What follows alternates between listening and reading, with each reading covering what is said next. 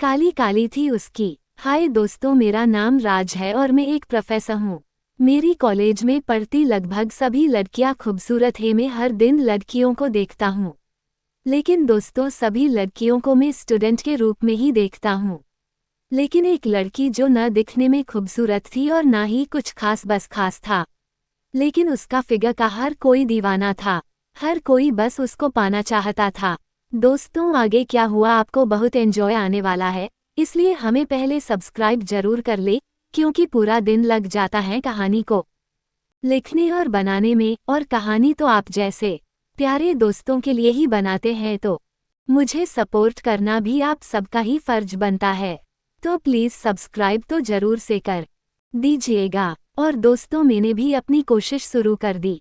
मैं हर वक्त उसके साथ किसी न किसी बहाने से जाया करता था, वो भी मेरे पास जाने से खुश हो जाती थी। अब हम दोनों का याराना हो गया। दोस्तों हमारी उम्र में काफ़ी हद तक डिफरेंस था, लेकिन हम दोनों अब एक दूसरे को चाहने लगे थे। मैंने उससे दोस्ती तो कर ली थी, लेकिन मैं उसकी काली फिगर को अपना बनाऊं बस यही सोच रहा था। एक दिन मैं बाजार में खरीदी करने के बहाने से लेके गया, जहाँ थोड़ा बहुत सामान खरीदा और फिर हम दोनों घर आ गए। दोस्तों मैं अपने घर परिवार के बारे में बताना चाहता हूँ। मेरे घर में मैं और मेरी बीवी हम दो ही है। हमारी शादी को 8 साल हो गए हैं, लेकिन हमें कोई बच्चा नहीं है और मेरी बीवी बच्चे नहीं चाहती।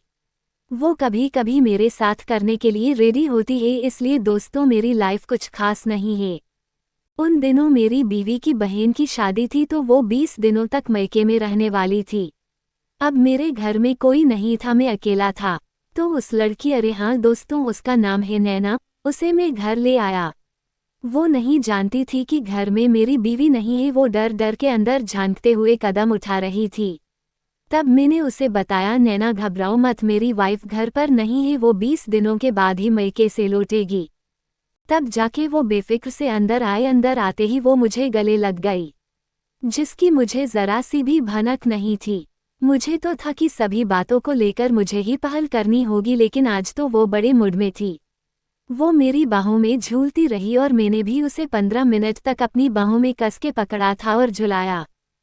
फिर हम दोनों ने सामान मेरे रूम में रखा और फिर सोफे पर आके बैठे, कुछ देर तक प्यार भरी बातें की। फिर मैंने उससे सीधे ही काली को लेकर बात छेड़ी। तो पहले तो वो हिचकिचाई, लेकिन फिर वो मुझ में आकर बात करने लगी।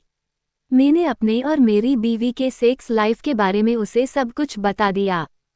फिर उसने अपनी कथा सुनाई। वो कहने लगी कि मैं तो चाहती थी कि कोई मुझसे प्यार करे, लेकिन हर कोई बस मेरे काले रंग को देखकर मुझसे दूर भाग जाते थे।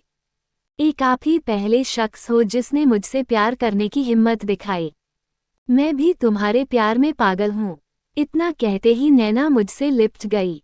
मैं भी उसको अपनी बाहों में भरकर प्यार किए जा रहा था।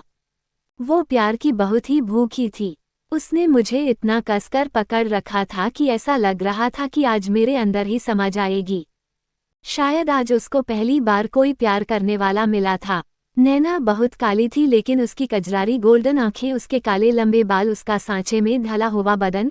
मैं तो आज यही सोच रहा था कि मैंने भगवान से जो मांगा था शायद आज वो मुझे मिल गया। फिर उसने मुझे पहले अपने हाथों से पकड़कर मेरे मुंह में अपने बैग से निकालकर चॉकलेट खिलाई। फिर मेरी कमर पर हाथ डालकर अपने मुंह से बोतल का मुंह खोलकर मुझे अपने हाथों से ड्रिंक पिला दी।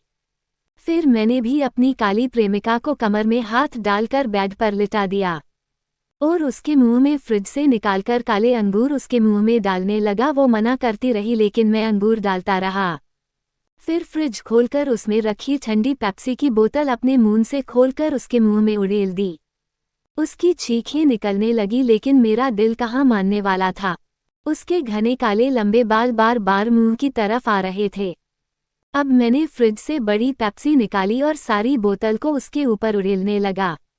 वो चिल्ला रही थी कि ऐसा मत करो, मुझे ठंड लग जाएगी। अब नैना भागकर बाथरूम में घुस गई। मैं भी कहाँ उसका पीछा छोड़ने वाला था। मैंने बाथरूम में घुसकर फव्वारा को चालू कर दिया। नैना मुझसे लिपट गई। नैना ने मेरी कमर में अपने लंबे नाखूनों को चुभा दिया। अब मुझे दर्द होने लगा था। मैंने नैना को छोड़ दिया। अब वो भागकर कमरे में चली गई। मैंने भी सोच लिया कि जैसे नैना ने मुझे दर्द से तड़पाया है, मैं भी नैना को ऐसे ही दर्द से तड़पाऊंगा। मैंने कमरे में जाकर देखा तो नैना अपने कपड़े चेंज कर रही थी और उसको ठंड भी लग रही थी। नैना कपड़े बदलकर सीधे बेड पर कंबल उड़कर लेट गई। फिर मैंने पास जाकर देखा तो नैना को बहुत तेज बुखार आ रहा था। मैंने घंटे की तरफ देखा तो 12 बजे थे। इस टाइम कोई डॉक्टर भी नहीं मिलेगा, वो सर्दी की वजह से कांप रही थी।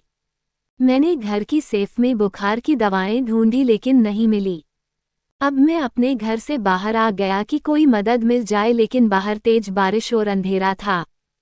फिर मुझे अक्षय की मूवी की याद आती है जिसमें लड़की को तेज बुखार और सर्दी लगती है।